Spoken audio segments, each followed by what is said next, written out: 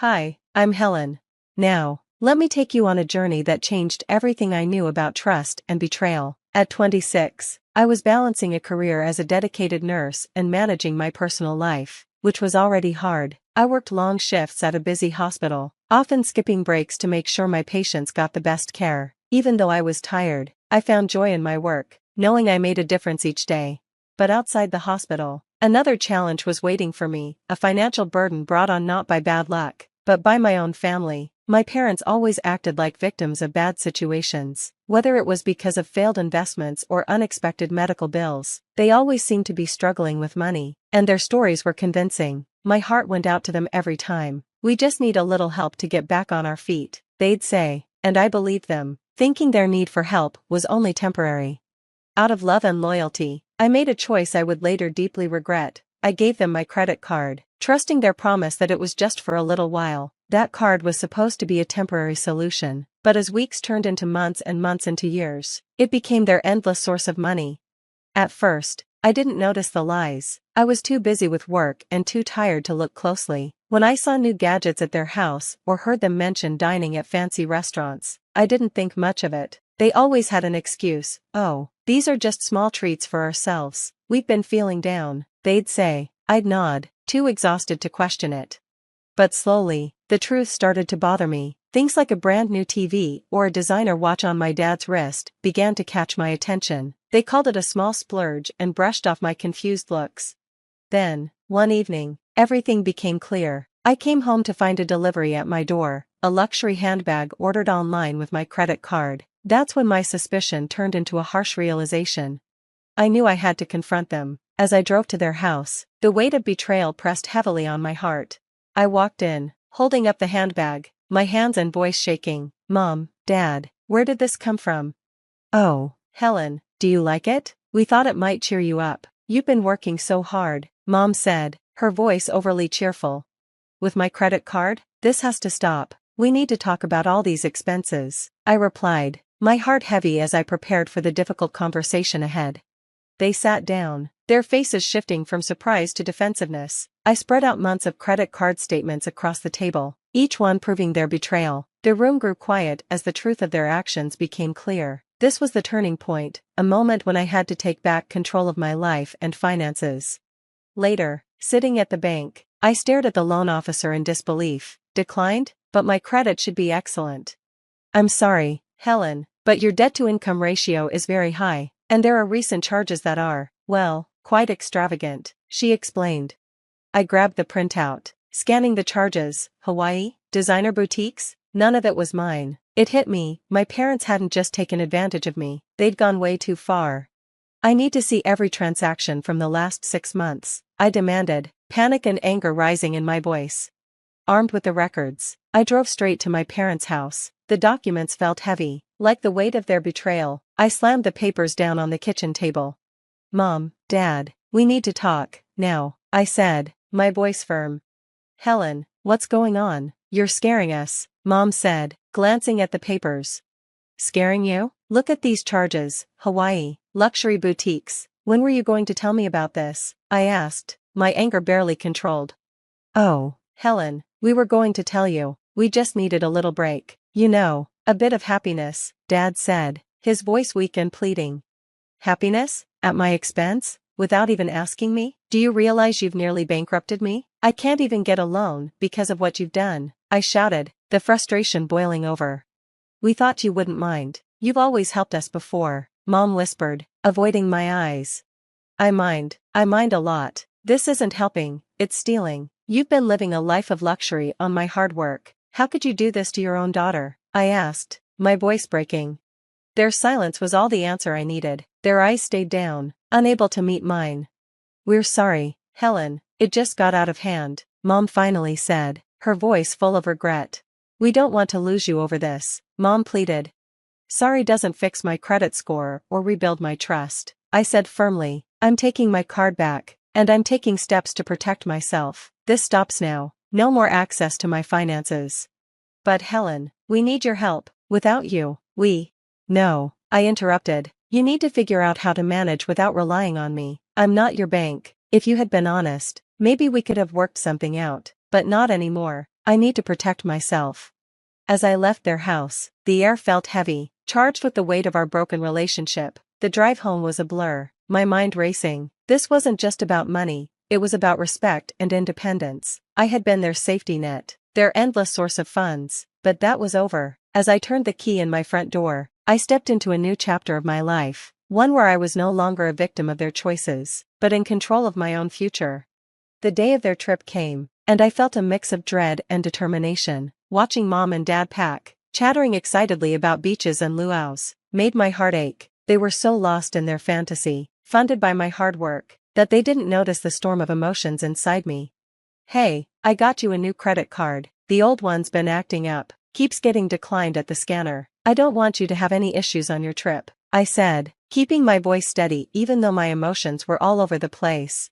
"Oh, Helen, you always take such good care of us. Thank you, sweetheart," Mom replied, her voice full of gratitude, which only stung me more with its irony. She swapped the cards without even a second glance. Watching them pack, I added, "Make sure you keep it safe and don't lose it, okay?" "Of course, darling, we'll be careful," Dad said, giving me a quick hug. I hugged him back, my stomach churning with the weight of what I had done. The card they now held was a dummy. They had no idea that their access to my finances was finally cut off. I watched them drive off to the airport. As soon as their car disappeared around the corner, I felt a weight lift from my shoulders, only to be replaced by another, the heavy anticipation of what was to come. I headed back inside, my steps feeling heavier with each moment. Over the next few days, my routine centered around checking my online banking app constantly, my anxiety growing by the hour.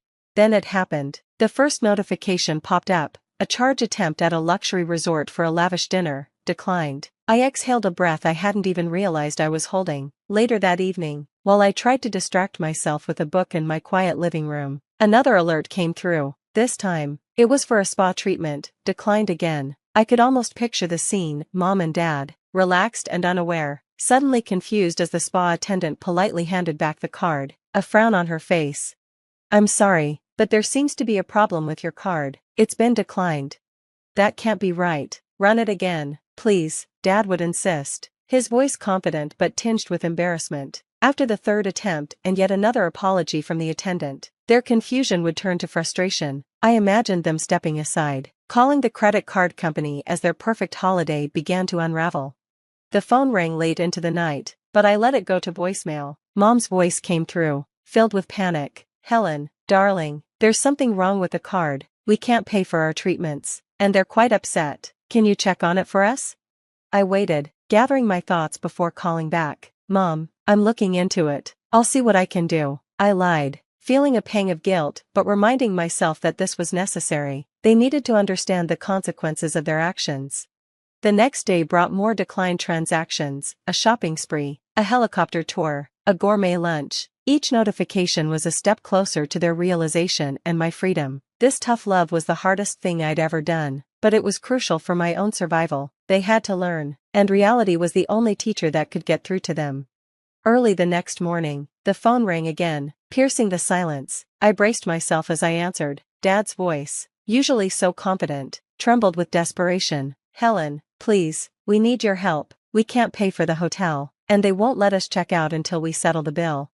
Taking a deep breath, I steadied my voice, making sure each word carried the weight of my decision. "Dad, no, I won't bail you out this time. Do you even realize what you've done? Years of lying and using me. Enough is enough." "But we're your parents, Helen. You can't just leave us stranded." We apologized. "Okay, we're sorry."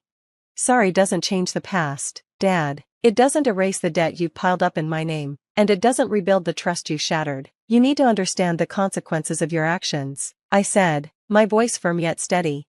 They had crossed too many lines, and now, it was time for them to face the reality of what they had done. "Helen, we really didn't think it would come to this. We thought we could manage it, that you wouldn't have to know," Mom said, her voice a mix of pleading and regret.